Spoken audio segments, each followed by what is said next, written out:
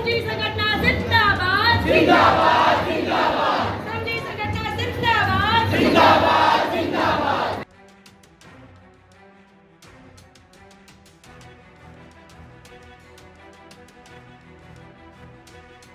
नमस्कार, मी विजय काते। आपण पाहता नवराष्ट्र डिजिटल। आज मीरा भाईंदर महानगरपालिकेच्या आयुक्ताच्या दालनामध्ये श्रमजीवी संघटनेच्या मार्फत ठिय्या आंदोलन करण्यात आलं। तुम्ही माझ्या मागे बघू शकता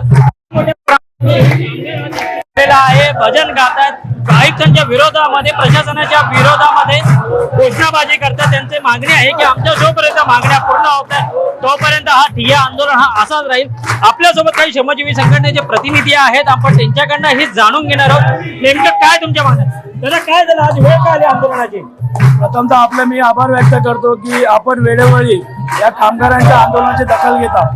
दुसरी गोष्ट अशी आहे की आपण पाहता पाठीमागे जे कर्मचारी बसलेत हे अतिक्रमण, औषध फवारणी आणि इंदिरा गांधी रुग्णालयातील कर्मचारी आहेत। पण इंदिरा गांधी रुग्णालयातील कर्मचारी आम्ही तिथे कायम ठेवले आहेत कारण की ते अति आवश्यक सेवा असल्यामुळे आम्ही त्यांना या आंदोलनात सहभागी केलेलं नाहीये।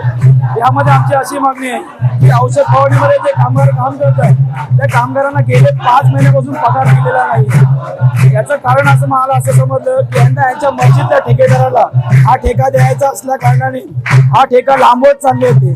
पण ते हा विचार करत नाही की हे कामगार बिना पगार, बिना वेतन, आज तुम्ही पाहताय की शाळा सुरू आहे, त्यांचं घराचं भाडं, शाळेचे त्यांचे जे काय फी असतील, शिवाय त्यांच्या राहणीमानात घरामध्ये जे काय जी त्याच्यामध्ये हे झालेली आहे याची दखल हे पालिका अधिकारी किंवा इकडचे सत्ताधारी घेत नाही। आणि आपण पाहतो की शहरामध्ये पाऊस येऊन गेलेला आहे, शहरात डेंग्यू मलेरियाची साथ पसरण्याची शक्यता जास्त दाट असल्याने तरी पण हे इकडचे कर्मचारी आपली सेवा इमानीद्वारे देत आहेत। हा विचार करत नाहीत की आम्हाला वेतन दिलं जात नाही तर आम्ही का काम करावं, पण आमच्या सांगण्यावरून ते आजपर्यंत काम करत आहेत। आमची या प्रशासनाला विनंती आहे की यांचा पगार हा तातडीने करण्यात यावा, नाही आंदोलन याच्यापेक्षाही म्हणजे आता तर फक्त आम्ही हे कर्मचारी उतरवले, अजून जर गरज लागली तर शहराची पूर्ण ताकद शहरातील सफाई कर्मचारी पासून अतिआवश्यक सेवेमधील सर्व कर्मचारी आम्ही यामध्ये उतरू।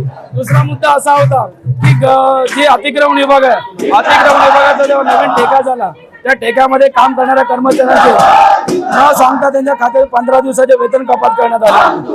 त्याचीही मागणी आम्ही गेली 5-6 महिने करत आहोत, पण या प्रशासनाला त्याचं काही लेणं देणं नाही। तिसरा विषय असा होता की इंदिरा गांधी रुग्णालयामध्ये ज्या महिला कर्मचारी, पुरुष कर्मचारी जे काम करतात त्यांना गेल्या 7 वर्षापासूनची त्यांचे ग्रॅज्युटी, त्यांच्या सुट्टीचा पगार या अद्याप दिला गेलेला नाहीये। या विरोधात आम्ही आज इथे बसलेलो आहोत।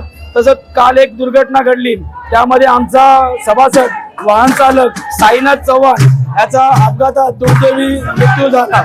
आमची या प्रशासनाकडे मागणी आहे की त्याला 25 लाखाची मदत ही देण्यात यावी आणि या मदतीचा आम्हाला जर तुम्ही काटेकोरपणे पालन केलं नाही किंवा या कामगाराकडे दखल म्हणजे बघण्याचा दृष्टिकोन तुम्ही बदलला नाही तर आम्ही ह्याच्याहून एकदम म्हणजे बोलताना पूर्ण ताकद या शहरामध्ये उतरून तुम्ही वेतनच्या गोष्टी केल्या, किती दिवसापासून, किती महिन्यापासून वेतन बाकी आहे?